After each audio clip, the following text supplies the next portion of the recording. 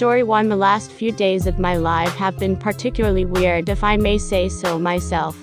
This weird stoner guy in my high school grew out muscle and stopped smoking pot and all out of nowhere, and I started seeing him a new light.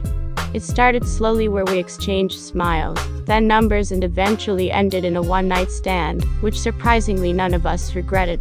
We started going out, and he was more of a gentleman than I could have expected out of him. Yet there were times where he acted indifferent and rushed off in middle of a movie night, or just stormed off making excuses about his mother being sick, which I found out was a big fat lie. I thought he started smoking again, and one day when he said that he was going to look after his mother, I followed him close by as I realized he went back to his home. I thought that he might have lost interest in me, and was just trying to avoid as I saw him stepping out of his house all dressed up, and I thought he was dating someone on the side. As I followed him to a fancy restaurant where he was meeting two elderly women who were loaded to say the least, and I thought maybe he was meeting his aunties or something, but later he started all hand kissing and flirting with them. The ladies escorted him into a private room, and it didn't took me a few gross sounds coming out of their mouth to realize what he was up to. I was mad beyond measure, and after a while he stepped out of the room, and I decided to call him. He lied straight to my face and said he was taking care of my mother. He saw me standing right outside the room he took the ladies to, and he knew that I knew his dirty little secret. What is the need of this? I found myself asking, and the answer was equally disgusting. Experience is ravishing and a little more pocket money to knock myself out, darling. Story 2. So I began dating my best friend in high school about 3 years ago, and we were everything I imagined a happy relationship would be like. In fact, we were best friends from the very beginning of our lives, and so were our mothers. We were practically meant to be. Then her dad lost his job and started drinking, and was abusive towards her mother. My mother offered her best friend to leave their house and live with us, but she denied and wanted to stay with her husband in what she deemed as difficult time. I tried talking to her mom, trying to convince her that she does not deserve to live like this, and also asked her to live in my house, saying that she practically a mother figure of mine. Me and my girlfriend tried to stay strong during this, and even tried to find some jobs for both of their parents, but we were unsuccessful. Later we learned that her father was sleeping with a really rich woman and they were getting married in 2 months. The news came out as a shock, and it also came with divorce papers from his side. Her mother was heartbroken, and so was my girlfriend. To add to the misery, my mom found out that she was battling cancer, and we were quite late to start her therapy. Her mother and my dad started spending time together as they were both grieving the inevitable death. And before I could even process half of the bullshit which was going around, I caught my dad making out with her mother, and I confronted them in front of my dying mother, only for them to reveal that my mother was the one asking them to stay together and take care of me and my girlfriend.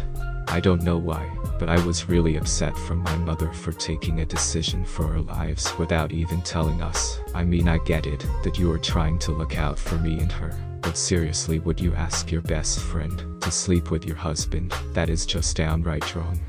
I was so pissed at my mom that I spent most of the days ignoring her, and before I knew it, that one horrible day I came back. After going out with my girlfriend, my mother was no more, and it all came crashing down on me. I was guilt-ridden, and I missed her so much. Instead of helping me get through this, my girlfriend decided to break up with me, and honestly I don't blame her for it. Our parents were technically dating, and it was not right for us to be together. Anyways, confession of a broken heart. It's been 19 hours since we closed the curtain on our relationship of 3 years. She was the one I saw myself spending the rest of my life with, and never have I felt this way before with my previous relationships. When we ended our call last night, for the first time in my life I had this sickening feeling in me. Anxiety. Panic attack. That was it. I was never going to see her smile, hear that sudden burst of laughter, whenever she watches a funny video, run my fingers through her hair, share a meal with her, where she'll pass me the leftovers on her plate, nor hug her from behind again. Her kind-heartedness, her ambition and drive, her show of care and concern when I'm down with a flu, her love for those close to her, all these I'll never get to experience again. I could not be the man she needed me to be, And when I made my progress in silence, I couldn't give her the assurances that she needed. It was too little, too late. I know that even after this, I would continue to better myself, because she was right. I did need to be better, and I'm not going to give up on my progress. But that doesn't change the fact that she's never coming back.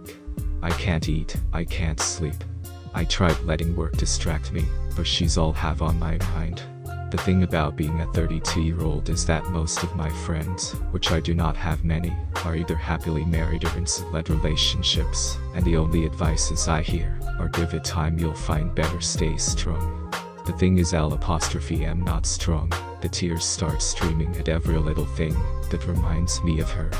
I'm trying so damn hard not to react this no contact thing, but it sucks that the person who knows me best, and whom I talk to every single day without fail, is out of the picture. And someone please tell me, how do you recover from losing someone you were ready to spend the rest of your life with, willing to make sacrifices, and was that pillar of love, support and hope for the past 3 years? How do you fix this broken and empty feeling that's consuming your entire being? Tell me, teach me, text me, I need all I can get.